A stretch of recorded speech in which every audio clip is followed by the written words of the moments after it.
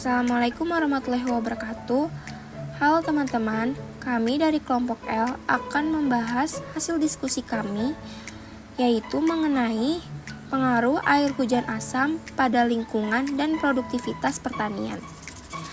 Kami dari kelompok L yang beranggotakan Nisrina Rahadatul Aisyih, Aisyah Salsabila Putri, Teresa Sana Felicia, Najmi Fatihah Ihsan, dan Puspita Kumara Pangestining Salwa. Pernah gak sih kalian bertanya-tanya mengapa daun tanaman di sekitar seringkali terlihat menguning atau bahkan rontok?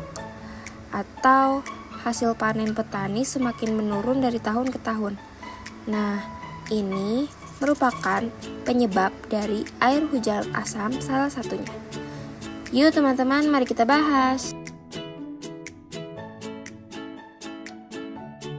Hujan asam adalah istilah luas yang mencakup segala bentuk pengendapan dengan komponen asam yang jatuh ke atmosfer dalam keadaan basah atau kering.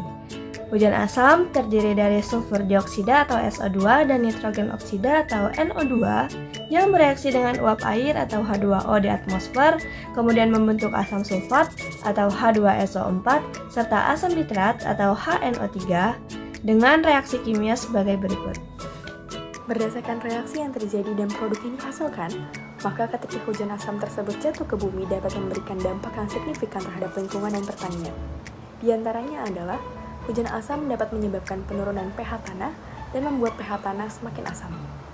Hal ini dapat merusak keseimbangan nutrisi dalam tanah sehingga tanaman sulit untuk menyerap nutrisi seperti kalsium, magnesium, dan kalium yang mengakibatkan penurunan produktivitas tanaman.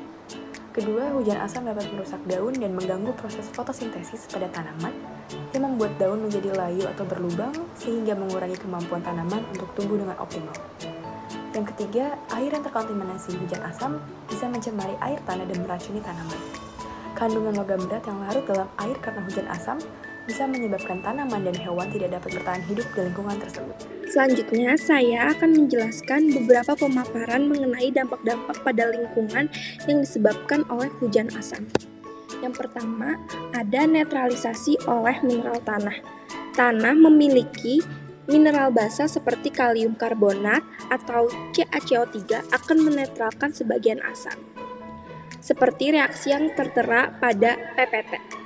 Dalam reaksi ini, asam sulfat dinetralkan oleh kalsium karbonat CaCO3 yang menghasilkan kalsium sulfat CaSO4, karbon dioksida CO2, dan air H2O yang aman untuk lingkungan. Namun, jika jumlah hujan asam terlalu banyak, tanah bisa menjadi asam karena kandungan basa dalam tanah tidak cukup untuk menetralkan semua asam. Yang kedua, lepasnya ion berbahaya seperti aluminium Al-3+ ke dalam air tanah. Seperti reaksi yang tertera pada PPT, ion aluminium ini beracun bagi tanaman dan organisme hidup lainnya yang ada di tanah. Teknik pengolahan limbah menggunakan reaksi asam basa dapat dilakukan dengan netralisasi limbah.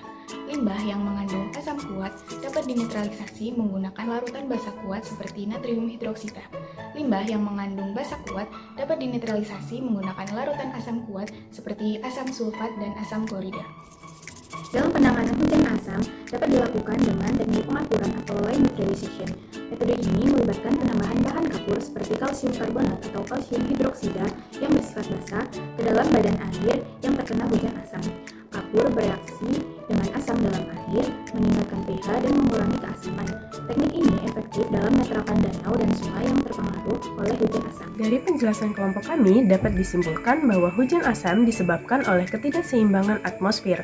Untuk meminimalisir dampaknya, dapat dilakukan upaya seperti mendaur ulang barang bekas, limbah, dan sampah yang ada di sekitar kita.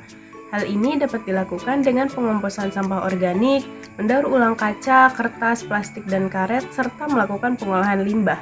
Upaya lainnya seperti mengurangi pemakaian kendaraan pribadi, menggunakan produk yang bisa dipakai kembali, dan gerakan pengabdian seperti gerakan nol sampah dan penghijauan jalan raya juga akan membantu menjaga keseimbangan lingkungan dan atmosfer.